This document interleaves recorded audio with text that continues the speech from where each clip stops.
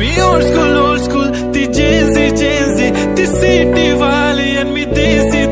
तरी इगो तिला जरा भी नाही मनामध्ये खराबी नाही दाखवण्याची तिच्या मागे डेली क्रेझी तरी वाय सो शाय सुंदरी तुझं नाव काय आहे तुझं गाव काय आहे ग अरे सुंदरी तुझं नाव काय आहे तुझं गाव काय आहे ग अरे सुंदरी तुझं नाव काय आहे तुझं गाव काय आहे ग